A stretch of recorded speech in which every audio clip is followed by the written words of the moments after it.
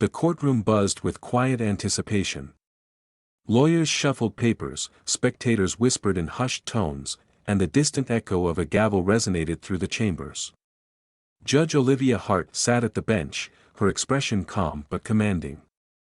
It was just another day, another case, or so she thought. Case number 304, State of Illinois vs. Samuel Porter, announced the bailiff. Olivia's eyes shifted to the docket in front of her. Assault, burglary, resisting arrest. The same disheartening pattern she had seen too many times before. She glanced up as the defendant was escorted in. Her breath caught in her throat. The man standing before her, wrists and ankles shackled, was not just another face in the crowd. It was Samuel Porter. Her childhood friend. Memories surged forward like an unrelenting tide.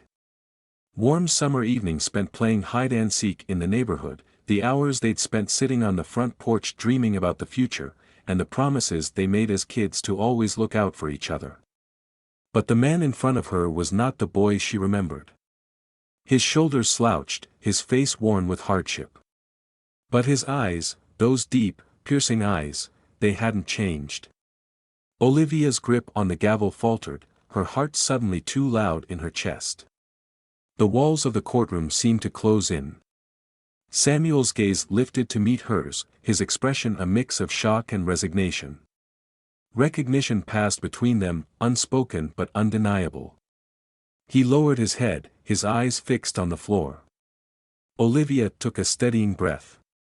"Mr. Porter, you're charged with assault and burglary. How do you plead?" Her voice remained firm, but inside, she was anything but steady. Samuel's voice was rough, hoarse from disuse. "Not guilty, Your Honor." Her heart ached. She wanted to pause everything, to ask him, "What happened to you? How did you get here?" But she knew she couldn't. Her position demanded impartiality. "Proceed," she ordered, her tone sharper than she'd intended. As the prosecutor launched into their opening statement, Olivia's mind drifted back to simpler days. They'd grown up on opposite sides of the same neighborhood, separated not by distance but by the unseen lines of race and class. Her family's home was a modest duplex, neat and tidy. Samuel's house, at the end of the block, was older, its paint peeling under the weight of years.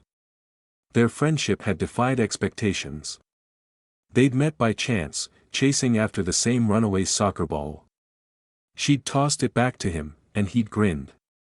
That one moment had set off years of friendship. "You ever think about getting out of here?" Samuel had asked one summer night as they lay on the rooftop staring at the stars. "Like, really getting out? Going somewhere that's not just more of this?" Olivia had laughed it off then, calling him a dreamer. But he'd been serious, even then. Their friendship wasn't easy. Whispers followed them, questioning why a girl like her spent so much time with a boy like him. The stares were sharp, the disapproval tangible. The weight of it all hung heavy on them. And then, it ended. One day, her father found them sitting on the front steps together. Olivia, inside. Now.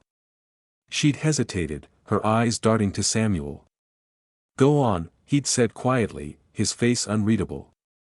She'd obeyed, and the next week, Samuel's family moved away. She'd buried herself in school, driven by the need to escape the weight of her father's expectations. Law school became her refuge, justice her compass. But she never forgot Samuel. Now, here he was, not as a boy with dreams, but as a man wearing shackles. The prosecution's words blurred. They spoke of a robbery at a local convenience store, a clerk injured during a scuffle, and Samuel's arrest 2 blocks from the scene with cash in his possession. Olivia's eyes flickered to him. He sat still, hands folded, eyes distant but unyielding. During the recess, her assistant, Nora, approached her. "Judge Hart, you're distracted. Everything all right?" Olivia's eyes lingered on Samuel as he was led out by officers. "Just a lot on my mind," she muttered. But it was more than that. The past she'd worked so hard to bury was now seated in front of her, awaiting judgment. When the trial resumed, the prosecutor, a stern man named David Pratt, began his argument. "Ladies and gentlemen, this case is simple. This man assaulted an innocent store clerk and stole money. The evidence will prove it." His words were sharp, precise, like darts meant to hit their mark. Olivia's heart sank. She'd seen it before, how a man's whole existence could be condensed into a few words of accusation. Her eyes shifted to Samuel. He was more than that, she knew. But knowing wasn't enough. The defense attorney, Rachel Monroe, stood with quiet resolve. "This case isn't as simple as the prosecution claims. My client, Samuel Porter, is not the man you're being led to believe he is. You'll see evidence that challenges the narrative they've constructed." Her voice was calm but firm, each word deliberate. The turning point came when Samuel took the stand himself. "I've made mistakes," he admitted. "But I didn't do this. That night, I was walking home. The cop stopped me, didn't ask questions, just grabbed me." His voice cracked. "I'm tired of being seen as something I'm not." His words hung in the air. When the verdict was read, not guilty, the courtroom erupted. Relief washed over Olivia, but Samuel's face was stoic. As the crowd thinned, he approached her. "You could have said something," he said softly.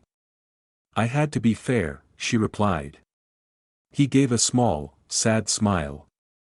"Fair," he repeated. "The world's never been fair for us." Olivia's chest ached with the weight of truth.